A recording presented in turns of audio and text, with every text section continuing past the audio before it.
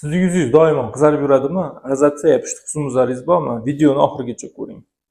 Birinchisi, rozatsiyada qo'zg'atuvchi omillar, triggerlar nima ekan? Quyosh nuri, issiq va sovuqqa chalinish, achchiq ovqatlar, spirtli ichimliklar, stress, og'ir jismoniy mashqlar va teriga yoqmaydigan kosmetik va kimyoviy vositalar.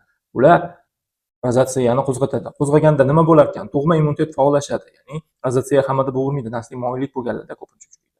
Kollikrin sistemasi faollashadi, keyin bular nervovaskulyar buzilishga olib keladi, ya'ni tomirlar kengayib, qizarishi kuzatiladi va teri ostida issiqlik hissi, yonish hissi paydo bo'ladi. Qon tomirlaridagi yana o'zgarishlardan bittasi VGF ishlab chiqarilishi kuchayadi. Bu yangi tomirlarni paydo qilishiga olib keladi va yuzimizda tomirli yulduzchalar paydo bo'lishini ko'rishimiz mumkin. Teri himoya qavati zaiflashadi, teri quruqlashadi, sezgir bo'lib qoladi va mikrobioma, terini florasi o'zgarib, u yerda kanalar ko'payishi mumkin. Ko'pincha rozatsiyada demodekslar soni juda ko'payib ketadi. Bu rozatsiyaning sababi bo'lmasa ham yallig'lanishni kuchaytiruvchi omillardan biri bo'ladi. Va natijada nima bo'lamiz? Doimiy qizarish, mayda tomirchalar, har xil iringli yoki tugunchali toshmalar, achish, qichishlari, teri quruqlashishi, erkaklarda burun kattalashi, rinofima holatlari kuzatiladi. Davosini yana alohida reelsda qo'yaman. Like bosib qo'yish esdan chiqmasin.